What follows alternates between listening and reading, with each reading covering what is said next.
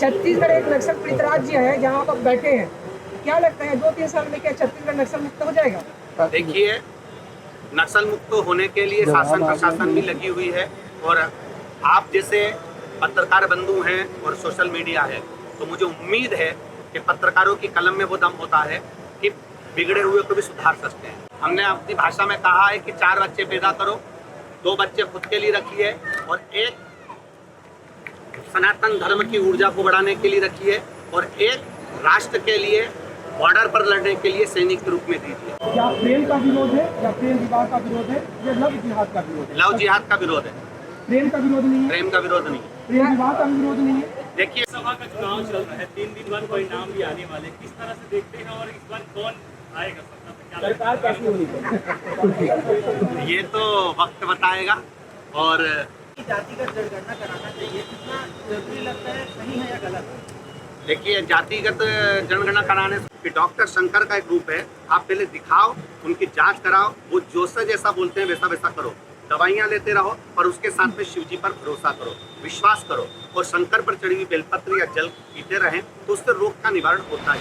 शिव महापुराण का आयोजन अमलेश्वर में 27 मई से लेकर 2 जून तक किया गया था, जिसमें पंडित प्रदीप मिश्रा मौजूद हुए थे मुख्य कथावाचक के रूप में, और उन्होंने लगातार सभी दिन कथा का श्रवण करवाया लोगों को। और आज 1 जून है, 1 जून को प्रेस वार्ता रखी गई थी, पत्रकारों के सामने प्रदीप मिश्रा जी आए थे, उनसे कई सारे प्रश्न सवाल जवाब किए गए हैं, जिसमें गौ रक्षा को लेकर कई सवाल जवाब हुए, राजनीति को लेकर कई सवाल जवाब हुए, जातिगत समीकरण को लेकर सवाल जवाब हुए, जिसमें कई प्रकार के आंसर प्रदीप मिश्रा जी ने दिए हैं। जिसमें साफ तौर पर जातिगत जनगणना को लेकर जो सवाल किए गए उसमें प्रदीप मिश्रा जी ने साफ रूप पर कहा है कि जातिगत जनगणना पे ध्यान देने से ज़्यादा जो हमारे राजनीतिक लोग हैं वो सनातन धर्म की ओर ध्यान दे, हम सब हिंदुओं को एक साथ रखने की ओर ध्यान दे। इस प्रकार के कई सारे सवाल जवाब किए गए। क्या कुछ प्रेस कॉन्फ्रेंस में हुआ ये आगे आप खुद देखिए। यहाँ 7 दिवसीय श्री शिव महापुराण की कथा समर्पण चल रही है और जैसा काशी में महत्व है वैसा कि वैसा ही महत्व यहाँ खारू नदी का वर्णन किया गया। यहाँ हाटकेश्वर महादेव स्वयं को विराजमान है और कथा करवाने वाले भी वही हैं और कथा करने वाले भी वही हैं। तो आज आप सभी के बीच में मिलने का ये मौका मिला। आपके जो भी कुछ थोड़े बहुत प्रश्न हैं बिल्कुल। जी महाराज, अक्सर आप कहते हैं कि भगवान शिव जी के मंदिर जाए और उसके साथ ही पूजा पाठ और सफाई करो। तो प्राचीन काल से ही मुगलों के द्वारा कुछ हमारे प्राचीन जो मंदिर है जो उनके कब्जे में, तो क्या इस मंदिर को वापस हमें पाने के लिए इसका कुछ आप प्रयास कर सकते हैं?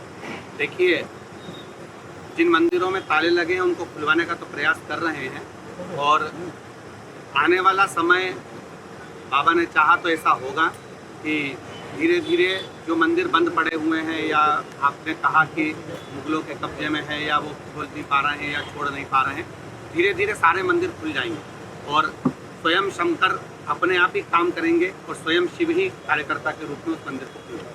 पंडित जी, जितनी चर्चाएं हो रही हैं उतनी धर्मांतरण और तमाम तरह के मामले बढ़ रहे हैं, इसका कारण क्या है? अगर धर्म प्रचार हो रहा है तो ये सारी चीज़ें दिख जानी चाहिए। देखिए, जो भी धार्मिक आयोजन होते हैं वो खुले मंच से होते हैं और खुले मंच से जनमानस को ये प्रेरणा दी जाती है कि धर्मांतरण रुके, किसी ना किसी में अपने अपने धर्म में रहो, अपने धर्म का आनंद लो और उस धर्म के अनुकूल ही अपने कार्य करें। परंतु जो अधर्मी है वो कहीं ना कहीं छोटे जो कहते हैं कि जो नहीं पढ़े लिखे हैं या किसी न किसी रूप में छोटे छोटे ग्रामीण क्षेत्र में लोग उनके हाथ में आ जाते हैं, जिससे सनातन धर्म को तोड़कर वो अपने धर्म में ले जाते हैं और उसमें कुछ गलती अपनी भी रहती है। उसमें केवल उनकी ही गलती नहीं है, अपनी गलती है कि हम उनको एकदम पीछे हटा देते हैं। प्रयास ये करा जाए कि जो साधारण जीव हैं, छोटे जीव हैं या जो समझते नहीं हैं उनको आगे रखना चाहिए। तो आगे रखेंगे तो वो किसी भी धर्म में नहीं जाएंगे और सनातन धर्म नहीं छोड़ेंगे। हमने कहा, पहले भी अपनी बातों में कहा है कि लोग कह रहे हैं कि हम वापिस अपने घर लेकर आ रहे हैं, घर वापसी करा रहे हैं। हम तो ये कहते हैं कि वो घर से गए ही क्यों थे? अपने ही कारण गए ना, अपन लोगों ने ही कुछ गलती करी होगी, या उनको अग्रण्यता नहीं रखी होगी, या उनको आगे नहीं रखा होगा, या उनको अपेक्षित कर दिया होगा। तो प्रयास ये करें कि उनको पीछे ना हटाकर उनको आगे लाएंगे तो धर्मांतरण भी धीरे धीरे बंद हो जाएगा। पंडित जी, इसी में एक सवाल है, जो शंकराचार्य के सिवा अलग अलग शंकराचार्य के सिवा उन्होंने स्पष्ट तौर पर कहा कि बिना सत्ता के संरक्षण के धर्मांतरण संभव नहीं है। ये भी स्पष्ट है कि धर्मांतरण कार्यावैध है, बिना कलेक्टर के पास कोई वैध डाटा नहीं होता कि इतने लोगों ने धर्मांतरण कर लिया, लेकिन उन क्षेत्रों में विभाजन खुल जाते हैं, मजबूरी खुल जाती है। फिर ये कैसे हो रहा है? क्योंकि आप बहुत प्रभावशाली हैं, आपके समक्ष सत्ता से जुड़े लोग भी आते हैं, उनसे कभी ये सवाल नहीं करते, उनको कभी निर्देश नहीं करते कि शुद्ध भाव से आप कम से कम संविधान के हिसाब से ही देश चला लीजिए, अगर हिंदू के हिसाब से ना चला सकते तो क्या कहेंगे महाराज आप इसको? सत्य है ये तो।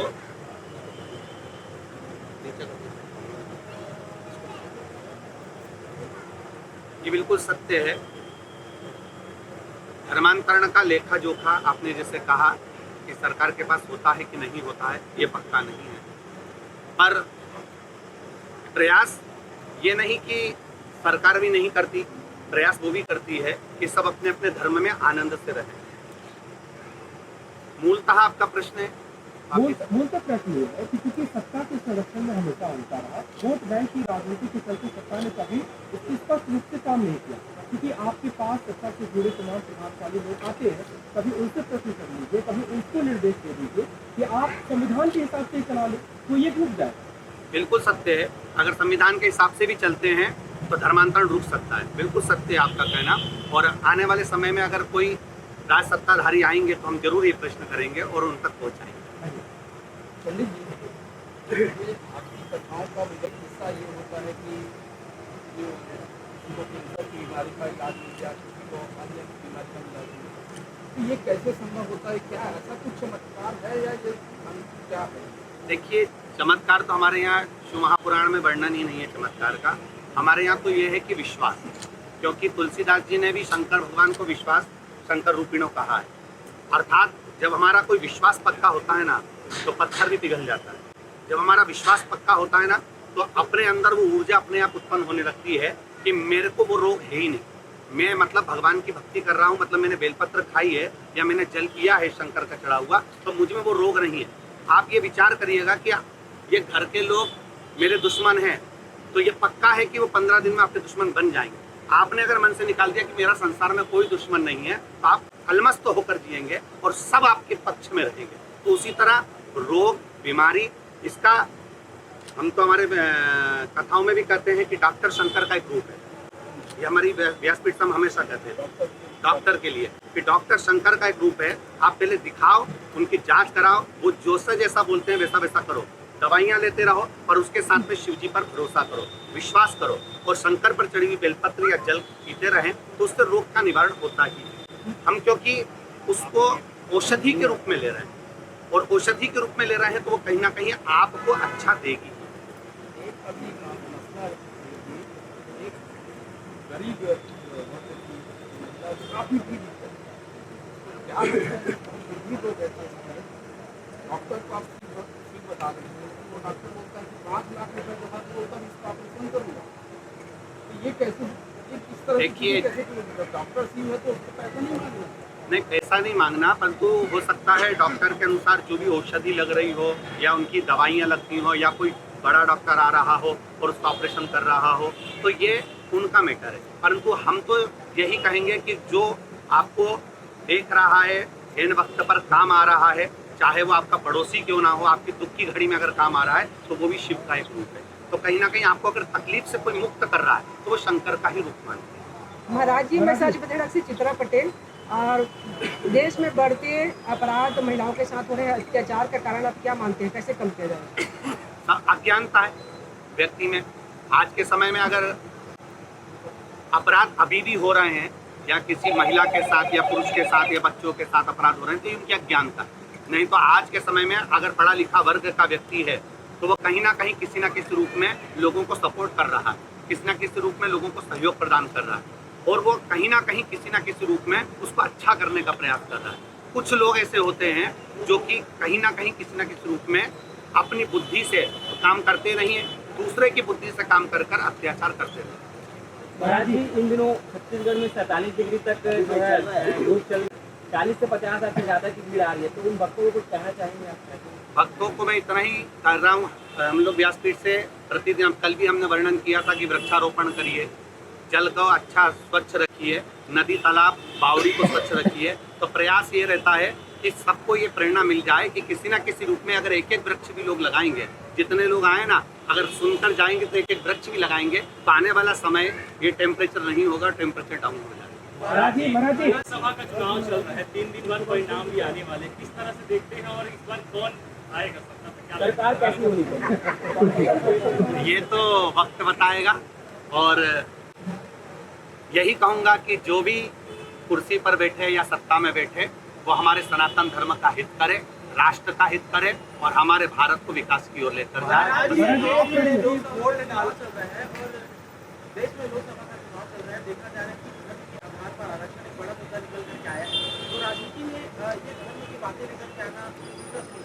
देखिए, धर्म में राजनीति और राजनीति में धर्म तो शुरू से चलता आया है।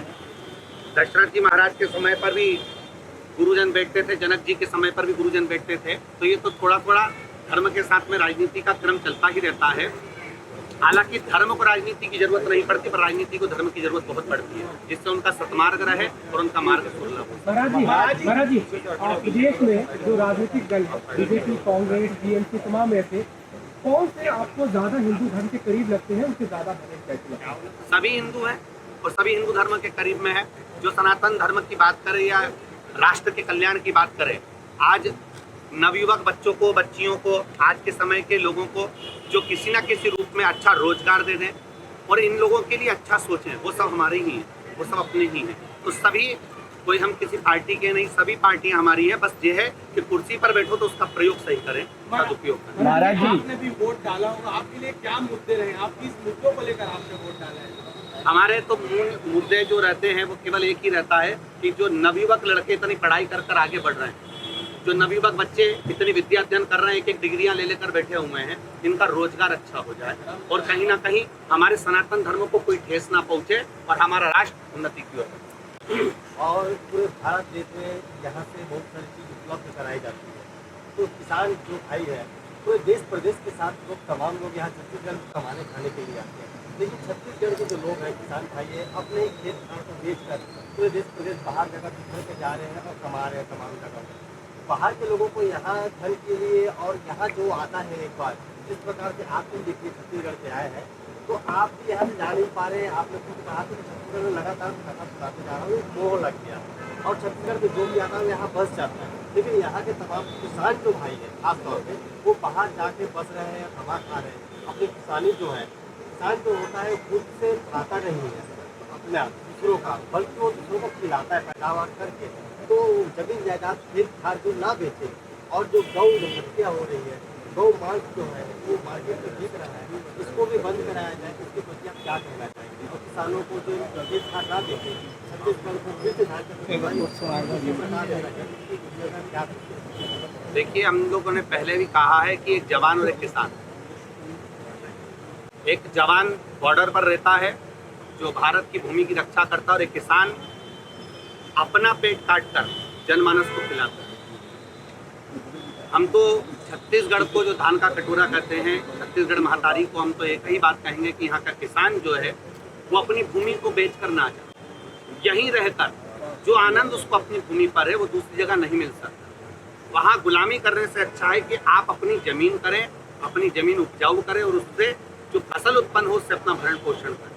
तो प्रयास तो यही करते हैं, हम लोग भी व्यासपीठ से यही करते हैं कि कहीं दूसरी जगह, जैसे हमारे पूर्व में जो गुरुकुल थे और आज के जो स्कूल हैं, हम लोगों ने पहले भी कहा है कि जो स्कूल विदेशियों ने खोले हैं, अंग्रेजों ने खुलवा कर गए हैं, इसमें कोई राजा पैदा नहीं होता, इसमें केवल गुलाम ही पैदा होता। पर जो पुराने जो गुरुकुल थे, उन गुरुकुल में गुरु अपने शिष्य को राजा बनाने का प्रयास करता था, गुलाम बनाने का प्रयास नहीं करता था। इसलिए पूर्व में राजा भी बहुत हुए। तो हमारा तो प्रयास ये है कि अपनी भूमि को छोड़कर, अपनी मातृभूमि को छोड़कर कहीं ना जाएं और इसी भूमि पर रहकर गौ माता की भी सेवा करें और राष्ट्र के लिए जो आप अन्न उपज करते हैं, जनमानस का पेट भरते हैं, वही करें। जगत गुरु शंकराचार्य चार पीठ के हमारे पूरे सनातन धर्म की एक ऊर्जा है, प्रेरणा है और वो शंकर का एक अवतार है। उनके जो शब्द हैं वो शिव के शब्द हैं। वो उनकी भाषा में जो भी कहे हैं उसको हमने स्वीकार किया है और वो आगे जो प्रेरणा देंगे उसको भी स्वीकार करेंगे। उनके शब्दों के लिए कुछ बोलने के लिए मेरे पास कोई शब्द नहीं है, क्योंकि वो शंकर का एक है। बहुत जरूरी है। हमने अपनी भाषा में कहा है कि 4 बच्चे पैदा करो, 2 बच्चे खुद के लिए रखिए और एक सनातन धर्म की ऊर्जा को बढ़ाने के लिए रखिए और एक राष्ट्र के लिए बॉर्डर पर लड़ने के लिए सैनिक के रूप में दीजिए। क्योंकि ये आने वाली पीढ़ी में जब एक ही घर में बच्चा होगा तो वो माता पिता को पूछेगा कि राष्ट्र की सेवा करेगा, तो राष्ट्र सेवा के लिए 2 बच्चे होना बहुत जरूरी है। कानून लाएंगे जब देखा जाएगा, अभी तो कर लो। महाराज जी, युवा पीढ़ी को क्या संदेश देंगे?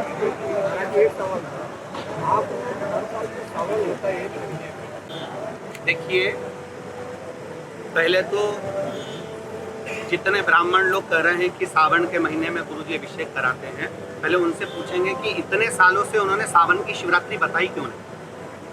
हम तो केवल सावन की एक दिन की शिवरात्रि का अनुष्ठान कराते हैं। कई ऐसे वर्ग हैं जिनके पास देने के लिए दक्षिणा नहीं है, जिनके गांव में ब्राह्मण भी ऐसा नहीं कि वो आकर उनके साथ में पूजन करा दे, क्योंकि ब्राह्मण भी अगर कहीं जाएंगे तो 10 जगह पर नहीं जा सकते, तो वो कैसे पूजन करेगा। तो ये ऑनलाइन जो पूजन होती है सावन के महीने में, शिवरात्रि के दिन एक ही दिन होती है शाम के समय पर, वो भी 1-1.5 घंटे की। बाकी के पूरे सावन के महीने के पूरे दिन तो सभी ब्राह्मणों के लिए है। वो एक दिन उनके लिए है जो कहीं ना कहीं किसी न किसी रूप में दक्षिणा भी नहीं दे सकते, तो उनके लिए ऑनलाइन पूजन का क्रम रहता है, जिससे वो आराम से पूजन कर सके और अपने जीवन का कल्याण कर सके। देखिए, आज का समय जो हो रहा है, नए लड़के लव जिहाद की ओर जो बच्चे हैं वो अच्छी बॉडी शॉडी बनाकर, थोड़ा बहुत गाड़ी का भुड़भुड़ कर बेटियों को आकर्षित करने का प्रयास करते हैं। हमारा इतना सा कहना है, वो 100 लड़के होंगे उनको छोड़ो और अपनी जो माता पिता जिस बच्चे को चुन ले उसके साथ विवाह करने के लिए आपको रहिए। हमें किसी धर्म विशेष को लेकर कह रहे हैं कि दूसरे धर्म के लोगों से लव मैरिज न करें या फिर अपने धर्म में किया जा सकता है। देखिए, हम तो ये कहेंगे जो तुम्हारे माता पिता का निर्णय हो। माता पिता से अच्छा कोई निर्णय दे नहीं सकता, क्योंकि उससे अच्छा कोई हो भी नहीं सकता। जिसने अपनी माँ ने अपने को गर्भ में रखा है उससे अच्छा कोई सोच भी नहीं सकता। तो आप बहुत एंजॉय करो, पढ़ाई करो, लिखाई करो, नौकरी करो, सर्विस करो, पर माता पिता के अनुसार विवाह करो। जी, कृष्ण रुक्मणी का प्रेम प्रसंग हम पढ़ते हैं, आप भी बताते हैं, फिर उसको कैसे करना है? कृष्ण रुक्मणी प्रेम प्रसंग हमारे धर्म शास्त्र से लेकर जन जीवन तक में उदाहरण है। क्या प्रेम का विरोध है, या प्रेम विवाह का विरोध है, या लव जिहाद का विरोध है? लव जिहाद का विरोध है, प्रेम का विरोध नहीं है। प्रेम का विरोध नहीं है। प्रेम विवाह का विरोध नहीं है। देखिए, प्रेम विवाह में भी ऐसा होता है कि लड़का लड़की के अनुकूल होना चाहिए। भगवान राम जी सीता जी को ब्याहने के लिए गए, केवल धनुष यज्ञ का समय था, तब उस समय पर धनुष रखा हुआ था। तो जनक जी ने ये प्रसंग रखा ही क्यों था कि धनुष उठाएगा वो लड़की को ब्याह कर ले जाएगा, सीता जी को ब्याह कर ले जाएगा। उसका कारण केवल इतना था कि बाल्यावस्था में माता जानकी जी ने वो धनुष को उठा लिया था। तो जनक जी की बुद्धि में आ गया था कि धनुष उठाने वाला लड़का मिलना चाहिए जो इसके बराबर का हो, तो उसके अनुकूल देखा गया ना। तो करे विवाह मना नहीं है, परंतु मूल चीज ये है कि लड़का आप उस लड़की के अनुकूल हो। लड़की अच्छी पढ़ी लिखी है तो लड़का भी अच्छा पढ़ा लिखा होना चाहिए। लड़की अगर सज्जन है तो लड़का भी सज्जन होना चाहिए। लड़की अगर खान पीन में नहीं है तो लड़का भी खान पीन में नहीं होना चाहिए। ये भी तो देखा जाता है। महाराज जी पूरे ग्लोबल में इतने सारे क्रिश्चियन देश है, इस्लामिक देश है, लेकिन भारत देश ही एक ऐसा देश है जो अभी तक हिंदू राष्ट्र नहीं बन पाया है। इससे आप कैसे देखते हैं?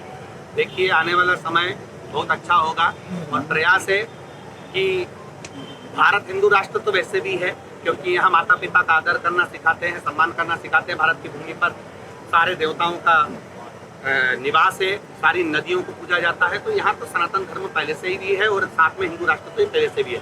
बस घोषित होना रहा है, बाबा चाहेगा तो वो भी हो जाएगा।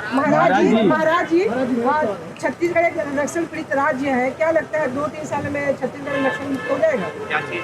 छत्तीसगढ़ एक नक्सल पीड़ित राज्य है जहाँ आप बैठे हैं, क्या लगता है 2-3 साल में क्या छत्तीसगढ़ नक्सल मुक्त हो जाएगा? देखिए, नक्सल मुक्त होने के लिए शासन प्रशासन भी लगी हुई है और आप जैसे पत्रकार बंधु हैं और सोशल मीडिया है, तो मुझे उम्मीद है कि पत्रकारों की कलम में वो दम होता है कि बिगड़े हुए को भी सुधार सकते हैं। तो मुझे उम्मीद है कि आने वाला समय बहुत अच्छा होगा और जितने भी नक्सलवादी हैं वो धीरे धीरे कहीं ना कहीं अच्छा कार्य करेंगे और अपने परिवार को देखेंगे। नक्सलियों के लिए कोई संदेश देंगे? नक्सलियों के लिए कोई संदेश देंगे? केवल इतना ही संदेश दूंगा कि प्रयास करो कि अपने लिए तो अपन लड़ते ही हैं, पर राष्ट्र के लिए भी लड़ने का प्रयास करें और राष्ट्र हित में कार्य करें। ज्यादातर राजनीतिक दल राजनीति का मुद्दा है, वो लोग धर्म को किस हिसाब से मानते हैं ये उनके ऊपर निर्भर करता है, पर हमारा धर्म तो यही चाहता है कि राजनीति के कुर्सी पर बैठने वाला व्यक्ति सनातन धर्म के लिए कार्य करे। महाराज जी, आपने से 4 बेटे पैदा करने की बात की, लेकिन आपका एक ही बेटा है ना, मेरे 2 हैं। भारत में बढ़ते सड़क दुर्घटना के बारे में क्या कहेंगे जी? भारत में बढ़ते सड़क दुर्घटना के बारे में क्या कहेंगे? आजकल की युवा जो है काफी गाड़ी देखिए, और मौत का हम तो इतना सा कहेंगे कि मोबाइल भी आप रखते हो 20,000, 25,000 का, 40,000 का, 70,000 का, उस पर कवर चढ़ा कर रखते हो कि मोबाइल का कहीं स्क्रीन खराब ना हो जाए, मोबाइल का कैमरा खराब ना हो जाए। वो तो 40,000 का है, 70,000 का है, और इतना कीमती मोबाइल परमात्मा ने बनाकर भेजा ये शरीर। तो जब भी बाहर निकले तो हेलमेट लगा कर जाएं और अपनी सेफ्टी का ध्यान रखें, सीट बेल्ट लगा कर जाएं और स्पीड ब्रेकर या शासन के जो नियम है उसको फॉलो करते हुए। महाराज उनके गुरु शंकर जी है ना, शिव जी गुरु हैं, और हम पहले भी कहे हैं माता पिता से बड़ा कोई गुरु नहीं संसार में। जो माँ सिखा सकती है और पिता सिखा सकता है वो दुनिया में कोई नहीं सिखा सकता।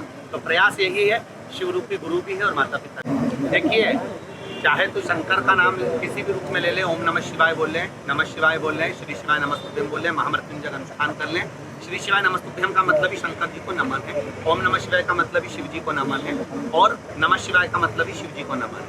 वो आप किसी भी रूप में दे सकते हैं। नाम का मूलता, जैसे एक माँ अपने बेटे को कुछ नाम से पुकारती है, पिता कुछ नाम से पुकारता है, और चालू नाम उसका आईडी में दूसरा होता है। तो नाम की मूलता से हम तो ये कहेंगे कि शंकर का नाम लिखा है, वो भले कुछ भी लिखा हो, हाटकेश्वर महादेव का नाम पूर्ण होना चाहिए। महाराज जी लगातार गौ काटने का, गौ तस्करी का मामला सामने आता है, और ऐसे में गौ को राष्ट्रमाता बनाने की बात बता रही है, उनको आप किस प्रकार देखते हैं? और अभी जो युवा है तो इस ट्रेंड में चल रहे हैं कि गौ मांस खाना चाहते हैं, अटैक होते हैं उसके बाद, तो उसको किस प्रकार देखते हैं और क्या संदेश देते हैं? देखिए, गौ हमारी माता है। भगवान शंकर के 11 अवतार गौ माता के उदर से हुए। शिव जी के 11 जो अवतार हुए हैं वो गौ माता के उदर से हुए हैं। 33 कोटि देवताओं का वास गौ माता में है। आज जगत गुरु शंकराचार्य जी भी गौ माता के हित के लिए, उसकी रक्षा के लिए एक यात्रा लेकर निकले हुए हैं। तो हम तो यही कहेंगे नवयुवक बच्चों से, घर के संस्कार आपके श्रेष्ठ हों तो गौ माता को रोटी दीजिए, उसको खाने का प्रयास न कीजिए। बस इतना प्रयास सब लोग करें।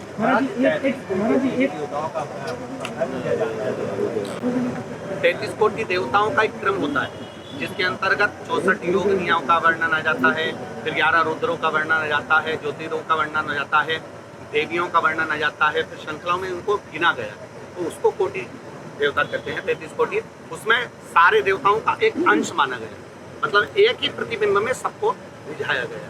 महाराज जी, हिंदू धर्म के सामने एक सबसे बड़ी चुनौती जो पेश की जाती है दूसरे धर्म की ओर से, वो होता है यहाँ की वर्ण व्यवस्था, जाति व्यवस्था। क्या हमारा हिंदू धर्म, हिंदू समाज इतने जाति में बटा है और इतने भेदभाव से ग्रसित है। ईसाई धर्म और मुस्लिम धर्म की ओर से सबसे बड़ा अटैक किसी कमजोरी को लेकर के होता है। ये भी सवाल खड़ा होता है कि अगर कोई अपना धर्म परिवर्तन, मत परिवर्तन करके पुनः वापस लौटना चाहे तो आप उसको किस जाति में लेंगे, आप उसको किस वर्ण में रखेंगे? इस बड़ी संकट को आप कैसे देखते हैं? ये भेदभाव कैसे खत्म हो, एक समान हिंदू वर्ण हो पाएगा या नहीं? क्योंकि शंकराचार्य कहते हैं कि वर्ण व्यवस्था हिंदू समाज का अपरिहार्य अंग है, इसे खत्म नहीं कर सकते। आप क्या मानते हैं? देखिए, मूल है आज की राजनीति जातियों में तोड़ रही है, परंतु जब भगवान देवाधिदेव महादेव ने सृष्टि की रचना करी और अपने शरीर का आधा भाग शिव और पार्वती के रूप में दिखाया, फिर ब्रह्मा जी से कहकर मनु शत्रुपा को उत्पन्न करा, तब ब्रह्मा जी ने ये नहीं कहा था कि ब्राह्मण है, कि क्षत्रिय, की वैश्य, की शूद्र है। तब तो ब्रह्मा की औलाद थे, सब ब्रह्मा जी की संतान थे। उसी तरह पृथ्वी पर जन्म लेने वाला प्रत्येक मनुष्य, हम कह देते हैं कि ये ब्राह्मण है, ये क्षत्रिय है, वैश्य है, शूद्र है, पर प्रत्येक मनुष्य सनातन भूमि पर जन्मा है, भारत की भूमि पर जन्मा है, वो सभी सनातनी हैं और सभी एक हैं। ये भेद शुरू से जो चलता आ रहा है, जैसे उन्होंने शंकराचार्य जी ने कहा कि ये एक व्यवस्था है जिसको बंद करना बड़ा कठिन परिश्रम है, और सत्य कहा उन्होंने, क्योंकि लोगों ने इसमें बांट रखा था। और आने वाला जो राजनीतिक समीकरण है वो तो और ज़्यादा बांट रहा है कि हम इनसे वोटिंग ज़्यादा ले लें, उधर से वोटिंग ज़्यादा ले लें। पर हमारा तो इतना सा कहना है कि प्रयास रहो कि हम सब सनातनी हैं, राष्ट्र हित के लिए सब आगे रहें और एक दूसरे के समर्पण भाव में आगे रहें। महाराज जी की जातिगत जनगणना कराना चाहिए, कितना जरूरी लगता है, सही है या गलत? देखिए, जातिगत जनगणना कराने से कोई मतलब नहीं है।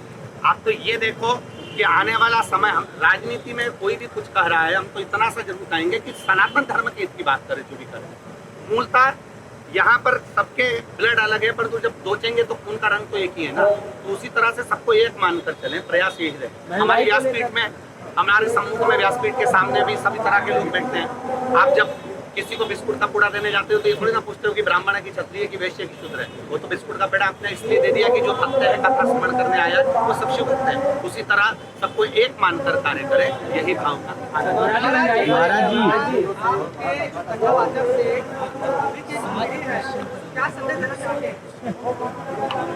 ये लास्ट प्रश्न है। शिव महापुराण के माध्यम से यही कहना चाहूंगा कि अपने घर में रहकर, अपने परिवार में रहकर जितना प्रेम से आप दूसरे से बात करते हो, जितना प्रेम से आप अपने फ्रेंडों से बात करते हो, जितना प्रेम से आप अपने ऑफिस में बात करते हो, उतना प्रेम अपने घर में जो परिवार के सदस्य हैं उनसे वो प्रेम बनाकर चलो। क्योंकि घर में जितने सदस्य होंगे उनसे जो प्रेम रहेगा वो आपको भी खुश रखेगा और आपके जीवन में। महाराज जी, महंगाई को लेकर कुछ कहेंगे? महंगाई को लेकर वो मुद्दे बात के श्री शिवाय नमस्ते। सबको प्रणाम, सबको महाराज जी, आपको मैं चरण प्रणाम।